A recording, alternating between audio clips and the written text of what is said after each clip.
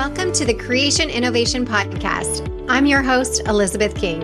Together, we'll have conversations with incredible human beings who have taken their creative outlet and turned it into something innovative. From people leaving the corporate world to be 8-figure entrepreneurs to people who have created books, created a family, or just creating to have fun in the world. We are all in a journey to create something amazing in our lives, and I hope that you find some inspiration of your own here.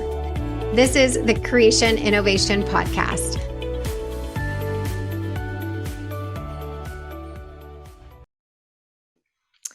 Hey everyone, welcome back to Creation Innovation. Today we have Ginger King, and she is going to tell us about her journey from makeup artist to being a cosmetic chemist. So, I have a little bit of an idea of what that might mean, but welcome. Thanks for being here. Thank you for having me. Can you tell us about what a cosmetic chemist is for those listening that don't know what that is?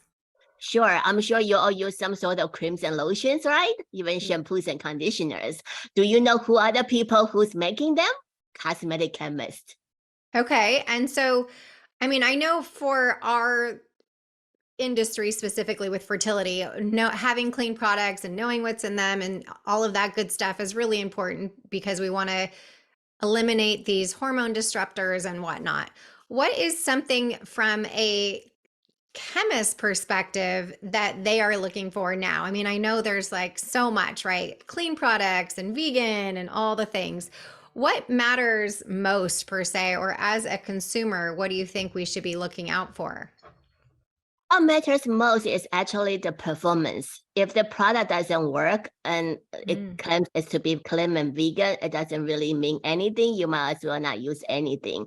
And there is really no legal definition of clean. Clean is something that retailers, they push forward to it, and they do have extensive list of what their clean standard is. Basically, that is ingredients, if they are potentially harmful to the workers or making the products or to the environment, they are not considered clean. In cosmetics, there are regulations on what ingredients you can use, what ingredients you cannot use. And most of the people, we do abide to the rules because it's regulated. But there are ingredients like it may not be good when the workers, the technicians using the material in making the product, it may cause some film. And so it'll consider as not clean. So it's non-toxic to people or environment. We consider it clean, but it's not a legally defined term. Okay.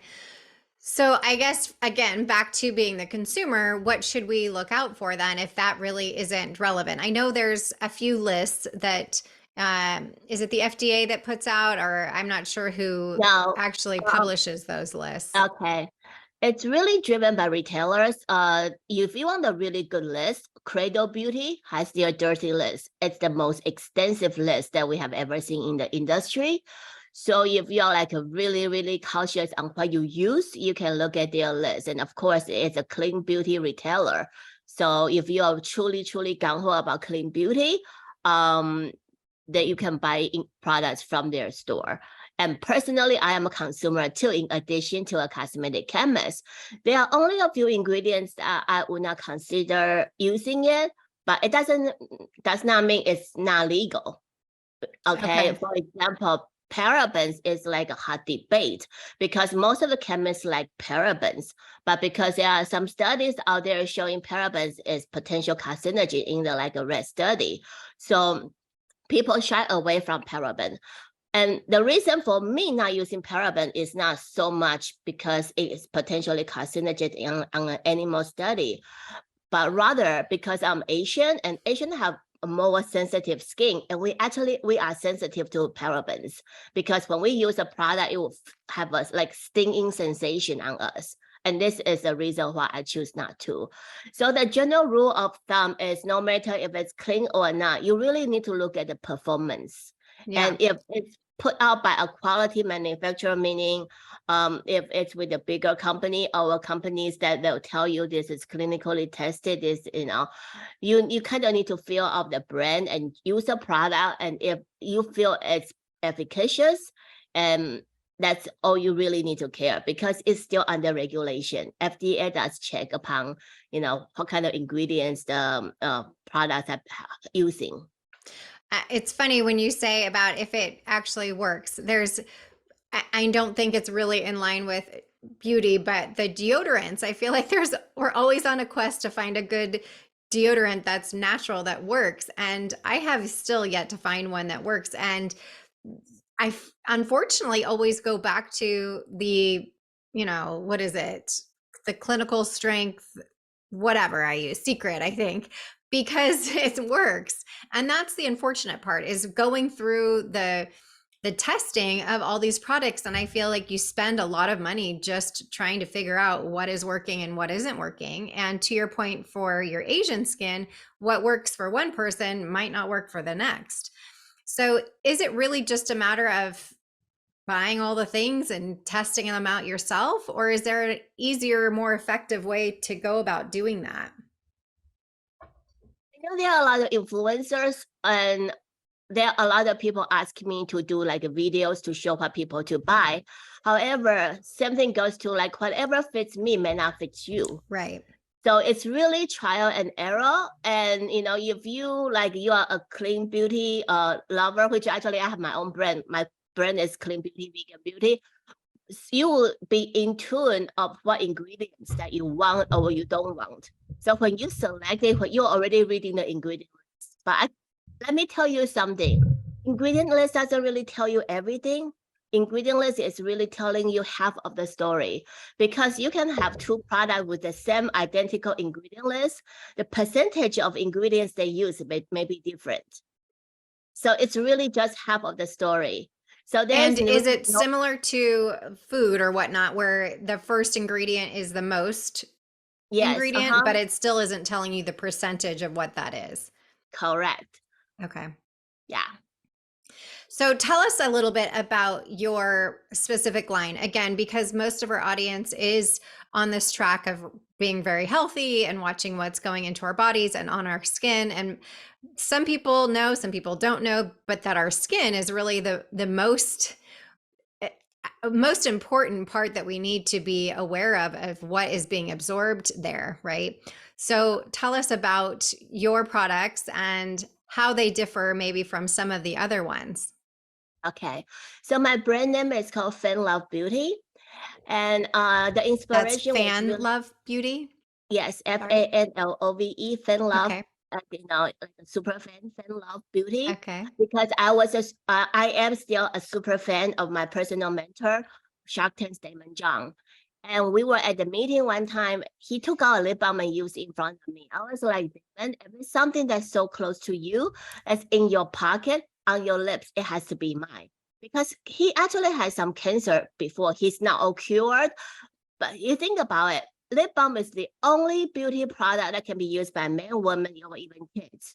Mm-hmm. And that's the only product can be ingested. So the choice becomes really, really critical. I look at what he was using. I was like, no. Of what you are using. And if you look at the landscape of what's out there, I guarantee you pull out any lip balm, you're going to see 3 ingredients: petrolatum, lanolin, or beeswax, or all of them. Okay. Petrolatum, unless it's USP grade, which is super purified, it's from petrochemicals, it can have residual carcinogenic ingredients in there. Lanolin is from the wool grease, which long-term use, it can have dermatitis. You can have a allergic reaction to it. Beeswax, what's wrong with beeswax? It's natural, right? Where do you get beeswax from? You get it from the beehives where bees live. So how do you like your house to be messed up for human vanity? So this is not considered as cruelty-free. Thus, it's not vegan. So my lip balm has none of these 3 undesirable ingredients. They're all legal. You can use them, but they are not desirable in my standard. And in addition, I have superfoods like avocado, mango, coconut, and clinically proven ingredient, sea asparagus, that is proven to boost hydration by up to 6,000% over 28 days. So it gives you immediate hydration and also long-term moisturization. So that sets apart the lip balm that I have. And I need that, because I feel like my lips are always chapped. always, no matter what I put on, it just doesn't seem to help. Yeah. And because Daymond is a motivational speaker, so I call it the stage balm for lips. So whenever you speak, you put the lip balm on, it actually boosts your confidence because it's built for a shark. So It's like it can magic talk lip like balm. Hmm? Magic lip balm. Uh-huh. Great. So tell us again, were the ingredients that you just listed, the mango, the coconut, etc., that's in the lip balm or that's in all your products? It's in the lip balm, but also Okay. it's extended to all the other products too. I also have like flaxseed oil. Flaxseed oil contains natural omega-3 and 6 and help with the chapped lips. Okay.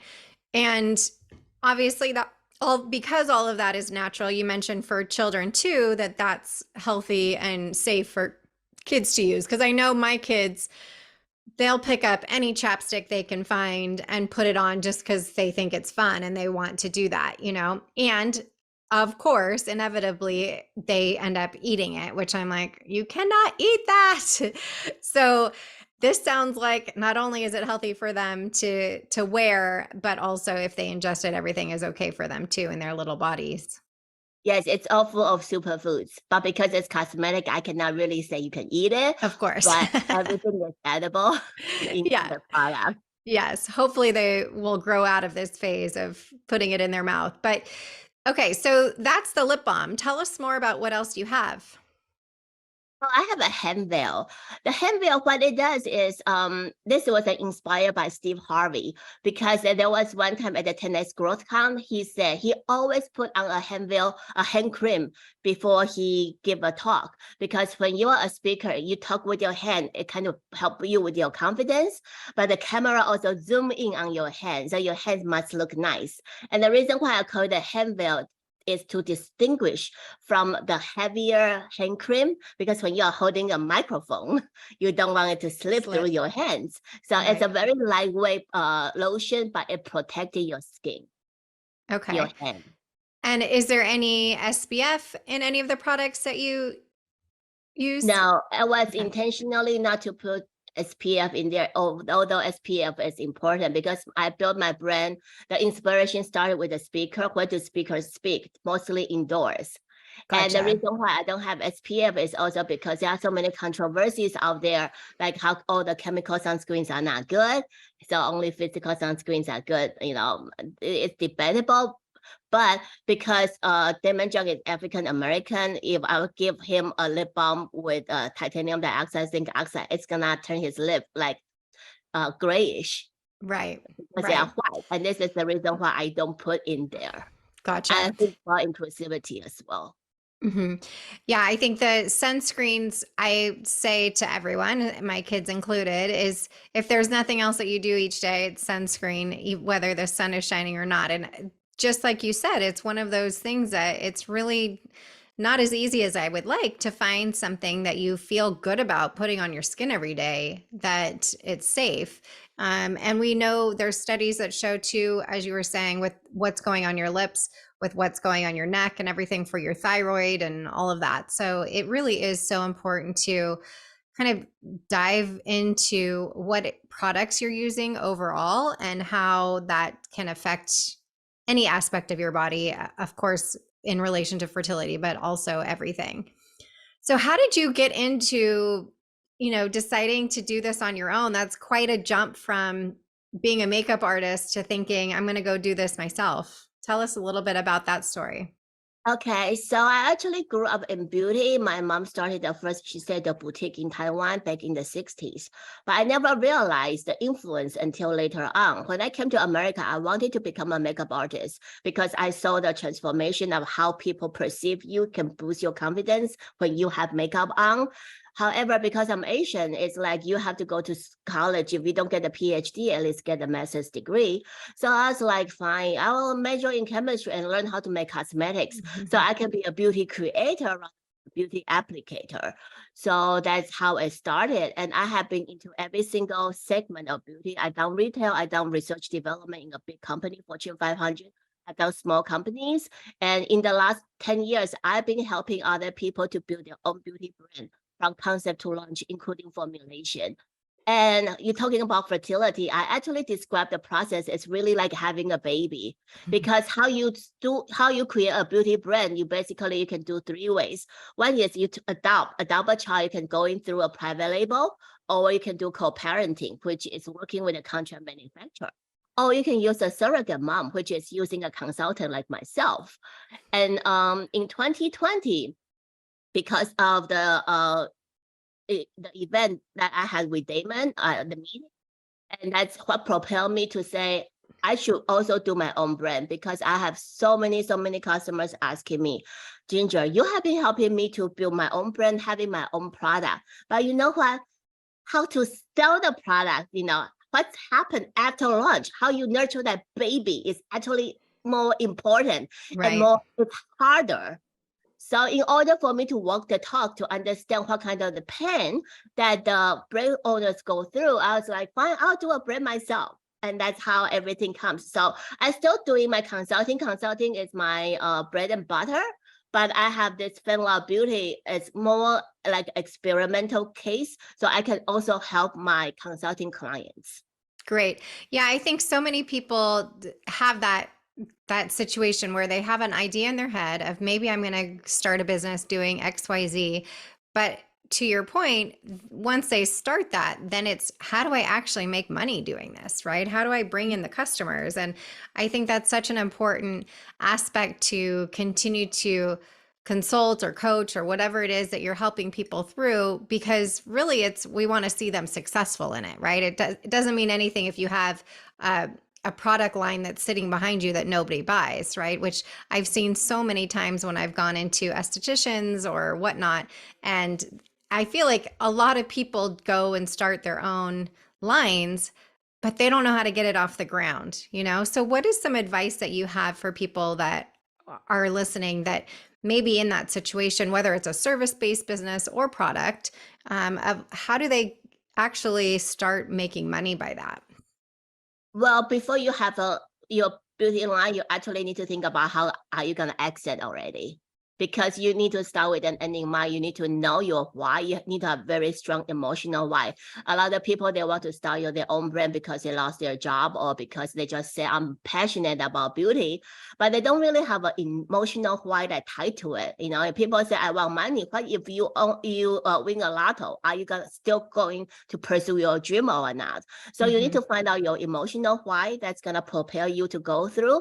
You need to know your exit, because everybody dies. So what are you going to do with your beauty brand? You say you're going to leave a legacy, but your kids may not want to inherit what you have. So you really need to think through every single step. And a lot of people say, oh, I just want to sell on my own website. But think again, what if Target, Sephora, Ulta knocking on your door? Are you going to say no? But if you don't have your pricing set right, retailers take 60% of your margin. Every time you sell, you may be losing your money. So you really need to start with an end in mind. Interesting, because I think most people don't think about that, right? To hear you say the exit first, it seems almost backwards, right? I'm just starting. Why would I think about the exit? And all of those are really great points, because especially in this product base that you're just talking about, that's very unique in the sense that somebody taking the percentage versus if you're a service base, it's a little bit different unless you sign up for different affiliates and whatnot in that regard. And as far as marketing itself, do you find that it's one way or another that's better than the next, or is it across all platforms, all things, ads, etc., for especially what you do specifically with beauty products? When it comes to marketing, especially beauty product, I don't know if you notice, it seems like every beauty owner's only job is to be on Instagram, on TikTok. That's probably the only thing they do. Because if you don't push your own product, who's going to be pushing yours? Yes, they are influencers, but you know what? Nothing is more authentic when you are out there pushing yourself. Facebook ads, they do work, but they are very, very expensive. And I think it's so amazing now that we have that tool of social media that's free to be able to get your brand out there, right? You don't have to be having some extraordinary like payment for marketing when you really just kind of grassroot yourself and get out and show your own results, really, right? And show the people that are around you, friends and family that are using it. And I think that's always, I know as a consumer for those things online too, it really does.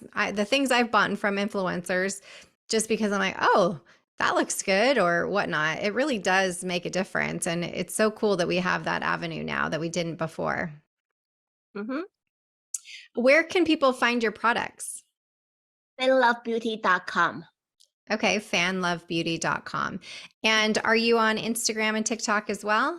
Yes, all my social media handles are FanLoveBeauty. Amazing. Well, thank you so much for being here today, Ginger. It was so great to talk to you and educate people on products and what's in them and the awareness of knowing what they're putting on their body and how it can affect them. So thank you so much. Thank you, Elizabeth. Thank you so much for listening to this episode of the Creation Innovation Podcast. Make sure to follow us on Spotify for free episodes and subscribe to the Creation Innovation Podcast on Apple, Spotify, or wherever you choose to get your podcast. Don't forget to rate and review the podcast wherever you're listening for a chance to receive a special gift. Yes, we actually do send out gifts. It's my favorite thing to do.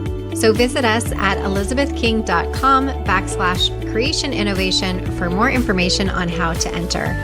Every review counts, and we are so grateful. You can follow me at the official Elizabeth King on Instagram or TikTok. Until next time.